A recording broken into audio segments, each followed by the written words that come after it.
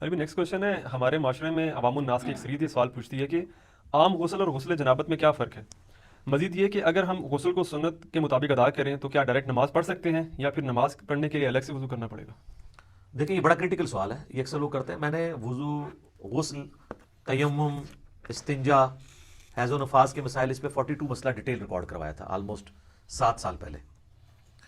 اس میں نے بتایا تھا سورۃ المائدہ میں سٹارٹ کے اندر ہی وضو کا طریقہ آیا ہے کہ چہرے کو دھویا جائے، اس کے بعد دونوں ہاتھ کونیوں تک، پھر سر کا مسح اور پاؤں کو دھویا جائے. بل یہ پاؤں کے مسح والا اختلاف بھی ہے اپنی جگہ. المصنف ابن ابی شیبہ میں موجود ہے کہ اکرمہ جو تابعی تھے ابن عباس کے شاگرد، وہ پاؤں پہ مسح بھی کر لیتے تھے. اس کو زیادہ جھگڑا نہیں بنانا چاہیے.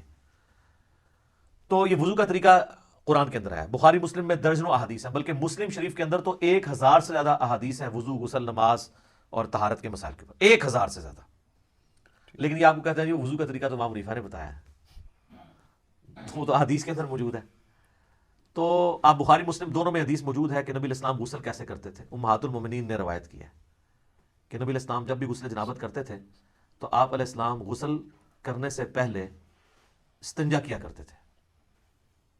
اس کے بعد آپ علیہ السلام زمین پہ ہاتھ مار کے مٹی لیتے تھے. اس زمانے میں ظاہر صابن تو نہیں ہوتا تھا، اور مٹی اس جگہ پہ ملتے تھے جہاں پہ مری وغیرہ لگی ہوتی تھی تاکہ اس کو صاف کرتے. ظاہر وہ سمپل پانی سے تو صاف نہیں ہوگی. اس کے بعد آپ علیہ السلام، بخاری مسلم کے الفاظ ہے کہ نماز کا سا وضو کرتے تھے، کلی کرتے تھے غرغرے کے ساتھ، سنت ہے، ناک میں پانی ادھر تک چڑھاتے تھے.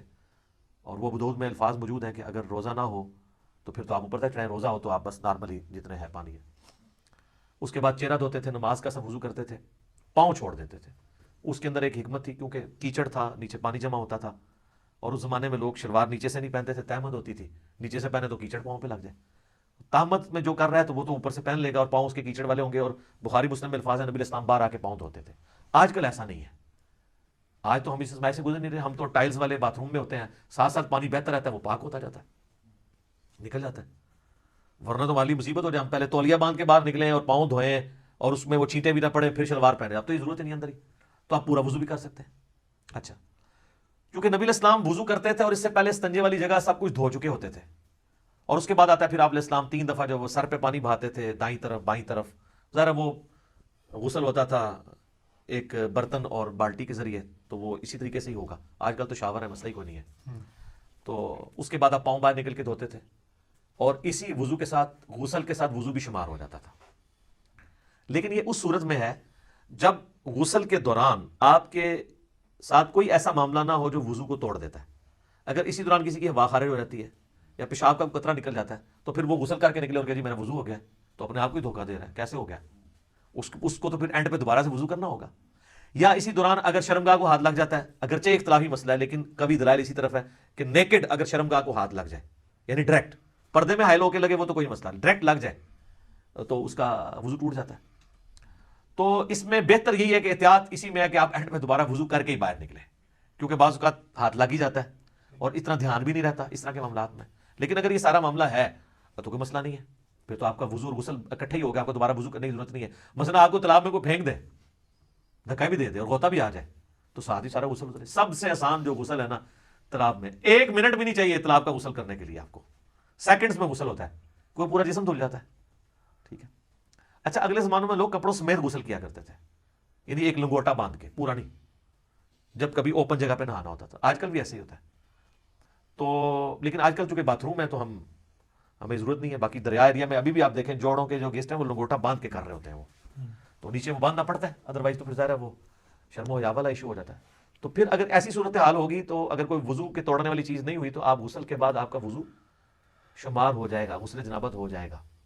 کئی شادی شدہ لوگ ہیں ان کو بالکل غسل کا طریقہ نہیں پتا، ٹھیک ہے، اور ان کو بالکل پتہ ہی نہیں. باقی رہا عام غسل بھی سنت کے مطابق ہی کرنا چاہیے. عام غسل ویسے کون سا ہوتا ہے؟ وہ تاری لانا ہے، گرمی دور کرنے سے، وہ غسل تو نہیں ہوتا، وہ تو خالی تاری لگانا ہے. ہر غسل سنت کے مطابق ہی آپ نے کرنا ہوگا.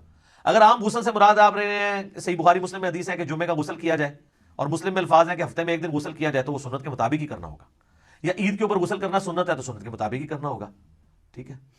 اسی طریقے سے میت کو غسل دینے کے بعد جب جسم پہ چیٹے پڑ جاتے ہیں اور پھر آپ نے غسل کرنا ہے تو سنت کے مطابق کریں، یا اتنا حصہ بھی دھو لیں تو وہ بھی کافی ہے. وہ غسل والا حکم منسوخ ہو چکا ہے، اتنا حصہ بھی دھو لیا جائے کافی ہے. تو غسل جب بھی کریں سنت کے مطابق ہی کریں تاکہ آپ کی عادت نہ ٹوٹے.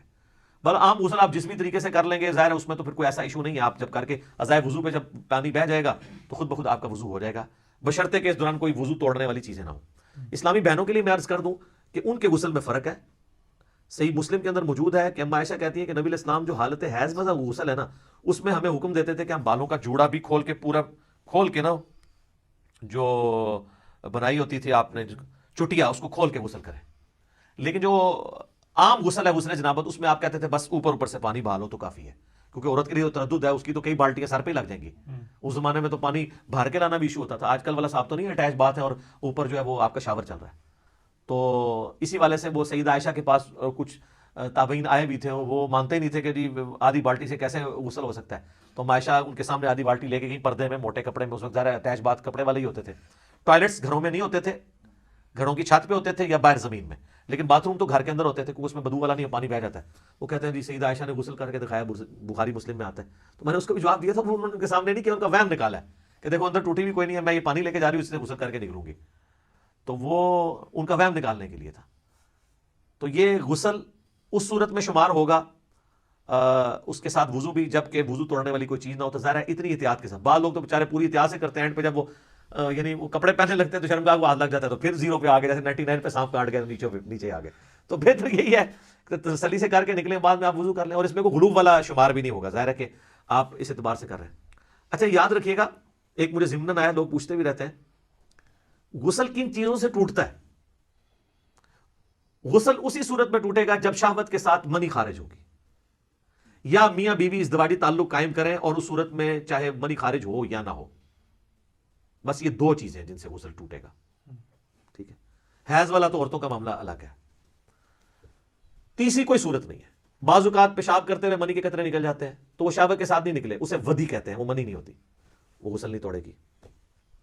اسی طریقے سے بعض لوگ بیچارے پہلے غسل سے پہلے وضو کرتے ہیں, اس کے بعد جب سر پہ پانی ڈالتے ہیں تو ٹھنڈک کی وجہ سے پیشاب کے قطرے نکل جاتے ہیں, وہ سمجھتے ہیں پیشاب نکل گیا پھر دوبارہ سے غسل شروع کرتے ہیں. نہیں, پیشاب نکلنے سے غسل تو نہیں ٹوٹا, وضو آپ کا ضرور ٹوٹ گیا.